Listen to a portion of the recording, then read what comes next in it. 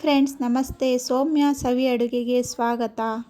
ನಮ್ಮ ಚಾನಲ್ ಯಾರ್ಯಾರು ಸಬ್ಸ್ಕ್ರೈಬ್ ಮಾಡ್ಕೊಂಡಿಲ್ಲ ಅಂದರೆ ಹೀಗೆ ಸಬ್ಸ್ಕ್ರೈಬ್ ಮಾಡ್ಕೊಳ್ಳಿ. ಪಕ್ಕದಲ್ಲೇ ಕಾಣುವ ಬೆಲ್ ಬಟನನ್ನು ಕ್ಲಿಕ್ ಮಾಡ್ಕೊಳ್ಳಿ. ಇವಾಗ ಈಸಿಯಾಗಿ ಕಡಲೆಕಾಯಿ ಬೀಜದಿಂದ ಚಿಕ್ಕಿ ಮಾಡೋದು ಹೇಗೆ ಅಂತ ನೋಡೋಣ. ಇದನ್ನು ಕಡಲೆ ಬೀಜದ ಬರ್ಫಿ ಅಂತಲೂ ಕರೀತಾರೆ. ಇದು ಮಕ್ಕಳಿಗೆ ದೊಡ್ಡವ್ರಿಗೆ ತುಂಬ ಇಷ್ಟವಾಗುವಂತಹ ಬರ್ಫಿ. ಇದು ತುಂಬ ಈಸಿಯಾಗಿ ಮನೆಯಲ್ಲೇ ಸಿಗುವ ಪದಾರ್ಥಗಳಿಂದ ಮಾಡ್ಬೋದು. ಹಾಗಿದ್ರೆ ಹೇಗೆ ಮಾಡೋದು ಅಂತ ನೋಡೋಣ ಬನ್ನಿ. ನಾನು 1 ಕಪ್ ಆಗಷ್ಟು ಕಡಲೆ ಬೀಜ ತೊಗೊಂಡಿದ್ದೀನಿ. ಈ ಬಟ್ಲು ಮೆಜರ್ಮೆಂಟಲ್ಲಿ ಇದು 200 ಗ್ರಾಮ್ ಇದೆ. ಮತ್ತು ಇದೇ ಬಟ್ಲು ಮೆಜರ್ಮೆಂಟಲ್ಲಿ 1 ಬಟ್ಲು ಬೆಲ್ಲ ತೊಗೊಂಡಿದ್ದೀನಿ, ಉಂಡೆ ಬೆಲ್ಲ. ಅದನ್ನು ಚಚ್ಚಿ ಇಟ್ಕೊಂಡಿದ್ದೀನಿ. 1 ಸ್ಪೂನ್ ಎಣ್ಣೆ ತೊಗೊಂಡಿದ್ದೀನಿ. ಎಣ್ಣೆ ಬದಲು ನೀವು 1 ಸ್ಪೂನ್ ತುಪ್ಪನೂ ತೊಗೊಬೋದು. ಇವಾಗ ಮಾಡೋದು ಹೇಗೆ ಅಂತ ನೋಡೋಣ. ನೋಡಿ, 1 ಬಟ್ಲು ಕಡಲೆ ಬೀಜ ಹಾಕ್ಕೊಂಡಿದ್ದೀನಿ ಬಾಣಲಿಗೆ. ಅದನ್ನು ಹುರ್ಕೊಬೇಕಾಗುತ್ತೆ. ಈ ಕಡಲೆ ಬೀಜನ ಕಮ್ಮಿ ಉರಿಲೇ ಹುರ್ಕೊಬೇಕು. ಅಂದರೆ ತುಂಬ ಜಾಸ್ತಿ ಉರಿ ಇಕ್ಕೊಬಾರ್ದು, ಮೀಡಿಯಮ್ ಉರಿಲೇ ಇದನ್ನು ಹುರ್ಕೊಬೇಕು. ಇದು ಉರಿ ಜಾಸ್ತಿ ಇಕ್ಕೊಂಬಿಟ್ರೆ ಫುಲ್ ಬ್ಲ್ಯಾಕ್ ಆಗಿಬಿಡುತ್ತೆ, ಆವಾಗ ಸೀದೋದಂಗೆ ಆಗಿಬಿಡುತ್ತೆ. ಅದಕ್ಕೆ ಮೀಡಿಯಮ್ ಉರಿಲೇ ಇದನ್ನು ಆದಷ್ಟು ಕಮ್ಮಿ ಉರಿಲೇ ಹುರ್ಕೊಬೇಕಾಗುತ್ತೆ. ಇದು ಚಿಪ್ಪೆ ಎಲ್ಲ ಬಿಟ್ಕೊಳ್ಳುತ್ತೆ, ಅಲ್ಲಿವರೆಗೂ ಇದನ್ನು ಹುರ್ಕೊಬೇಕು.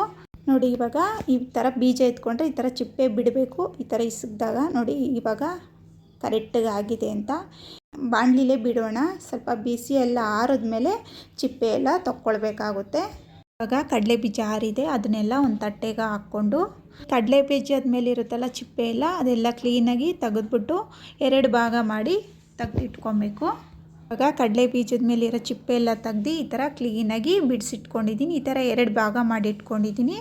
ಈ ಕಡಲೆ ಬೀಜನ ಸೈಡ್ಗೆ ಇಟ್ಕೊಂಬಿಟ್ಟು ಈಗ ಒಲೆ ಮೇಲೆ ಬಾಣಲಿ ಇಟ್ಬಿಟ್ಟು ಬಾಣಲಿ ಬಿಸಿ ಆದಮೇಲೆ 1 ಸ್ಪೂನ್ ಎಣ್ಣೆ ಹಾಕ್ಕೊಳ್ತೀನಿ. ಅದಕ್ಕೆ ಎಣ್ಣೆ ಹಾಕ್ಬಿಟ್ಟು ಬೆಲ್ಲನ ಇದಕ್ಕೆ ಸೇರಿಸ್ಕೊಳ್ತೀನಿ. 1 ಬಟ್ಲು ಬೆಲ್ಲ ತೊಗೊಂಡಿದ್ವಲ್ಲ ಅದನ್ನು ಈ ಬಾಣಲಿಗೆ ಸೇರಿಸ್ಕೊಳ್ತೀನಿ. ಅಚ್ಚು ಬೆಲ್ಲಕ್ಕಿಂತ ಉಂಡೆ ಬೆಲ್ಲ ಯೂಸ್ ಮಾಡಿಕೊಂಡ್ರೆ ಚೆನ್ನಾಗಿರುತ್ತೆ. ಉಂಡೆ ಬೆಲ್ಲದಲ್ಲಿ ಏನು ಗಲೀಜು ಕಸ ಏನೂ ಇರೋದಿಲ್ಲ, ಟೇಸ್ಟು ತುಂಬ ಚೆನ್ನಾಗಿರುತ್ತೆ. ನೋಡಿ, ನಾನು ನೀರೇನೂ ಹಾಕಲಿಲ್ಲ, ಬೆಲ್ಲ ಎಲ್ಲ ಕರಗಿದೆ. ಇವಾಗ ಚೆಕ್ ಮಾಡಿ ನೋಡೋಣ ಪಾಕ ಬಂದಿದೆಯೋ ಇಲ್ವೋ ಅಂತ. ಪಾಕ ಬಂದಿದೆಯೋ ಇಲ್ವೋ ಅಂತ ಟೆಸ್ಟ್ ಮಾಡೋಕ್ಕೆ ಈ ಥರ ಒಂದು ಪ್ಲೇಟ್ಗೆ ನೀರು ಹಾಕ್ಕೊಂಡು ಅದಕ್ಕೊಂಚೂರು ಪಾಕ ಹಾಕ್ಕೊಂಡಿದ್ದೀನಿ. ಅದು ಫುಲ್ಲು ತೆಳುವು ಬಂದರೆ ಇನ್ನೂ ಪಾಕ ಆಗಿಲ್ಲ ಅಂತ. ಇನ್ನೂ ಕರೆಕ್ಟ್ ಪಾಕ ಬಂದಿಲ್ಲ. ಇನ್ನೂ ಒಂದು 2 ನಿಮಿಷದ ಕಾಲ ಪಾಕ ಬರೋಗಂಟ ಈ ಥರನೇ ತಿರುಗಿಸ್ಕೊತಾ ಇರೋಣ. ಈಗ ಚೆಕ್ ಮಾಡಿ ನೋಡೋಣ ಪಾಕ ಆಗಿದೆಯಾ ಅಂತ. ಇದಕ್ಕೆ ಸ್ವಲ್ಪ ಪಾಕ ಹಾಕ್ಕೊಂಡು ನೋಡೋಣ. ನೋಡಿ, ಈ ಥರ ಕೈಯಲ್ಲಿ ಹಿಡಿದ್ರೆ ಪಾಕನ ಈ ಥರ ಗಟ್ಟಿ ಆಗಬೇಕು. ಈ ಥರ ತಟ್ಟೆಗೆ ಹೊಡೆದ್ರೆ ಸೌಂಡ್ ಬರಬೇಕು. ಈಗ ಪಾಕ ಕರೆಕ್ಟಾಗಿ ಆಗಿದೆ. ಇವಾಗ ಕಡಲೆ ಬೀಜನ ಏನು ರೆಡಿ ಮಾಡ್ಕೊಂಡಿದ್ವೋ ಅದನ್ನು ಇಮಿಡಿಯೇಟ್ಲಿ ಇದಕ್ಕೆ ಹಾಕ್ಕೊಬೇಕು.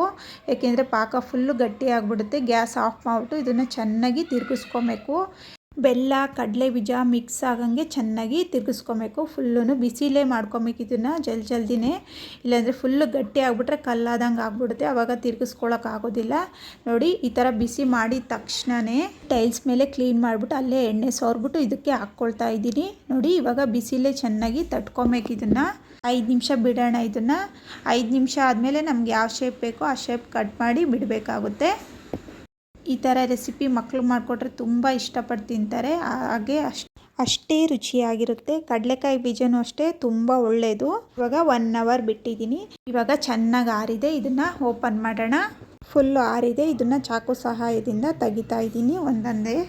ಎಷ್ಟು ಚೆನ್ನಾಗಾಗಿದೆ, ತುಂಬ ಚೆನ್ನಾಗಿ ಒಣಗಿದೆ. ನೋಡಿ, ಇದನ್ನು ಈ ಥರ ಮಕ್ಕಳು ಮಾಡಿಕೊಟ್ರೆ ತುಂಬ ಇಷ್ಟಪಟ್ಟು ತಿಂತಾರೆ. ನಿಮ್ಗೆ ಯಾವ ಶೇಪ್ ಬೇಕೋ ಆ ಶೇಪ್ ಕಟ್ ಮಾಡ್ಕೊಬೋದು. ನೋಡಿ, ಇವಾಗ ರೆಡಿಯಾಗಿದೆ. ತುಂಬ ಜಲ್ದಿ ಮಾಡ್ಕೊಬಹುದಾದ ಕಡಲೆಕಾಯಿ ಬೀಜದ ಬರ್ಫಿ. ನೋಡಿದ್ರಲ್ಲ ಎಷ್ಟು ಸುಲಭವಾಗಿ ಮಾಡ್ಕೊಬೋದು ಅಂತ. ಈ ಥರ ಕೈಯಲ್ಲಿ ಹಿಡ್ಕೊಂಡು ಮುರಿದ್ರೆ ಟಕ್ ಅಂತ ಸೌಂಡ್ ಬರಬೇಕು. ತುಂಬ ಚೆನ್ನಾಗಿದೆ ಕಡಲೆಕಾಯಿ ಬೀಜದ ಬರ್ಫಿ. ಇವಾಗ ಸರ್ವಿಂಗ್ ಪ್ಲೇಟ್ಗೆ ಸರ್ವ್ ಮಾಡ್ತಾ ಇದ್ದೀನಿ. ನೋಡಿ, ಎಷ್ಟು ಸೂಪರಾಗಿ ಬಂದಿದೆ ಚಿಕ್ಕಿ ಅಂತ. ಹಾಗಿದ್ರೆ ನೀವು ಒಂದ್ಸತಿ ಟ್ರೈ ಮಾಡಿ ಹೇಗಿತ್ತು ಅಂತ ಕಮೆಂಟ್ಸಲ್ಲಿ ತಿಳಿಸಿ. ಹಾಗಿದ್ರೆ ಈ ವಿಡಿಯೋ ಇಷ್ಟ ಆಗಿದೆ ಅನ್ಕೋತೀನಿ. ಈ ವಿಡಿಯೋ ಇಷ್ಟ ಆದರೆ ಲೈಕ್ ಮಾಡಿ, ಶೇರ್ ಮಾಡಿ, ಸಬ್ಸ್ಕ್ರೈಬ್ ಮಾಡ್ಕೊಳ್ಳೋದು ಮರಿಬೇಡಿ. ಧನ್ಯವಾದಗಳು.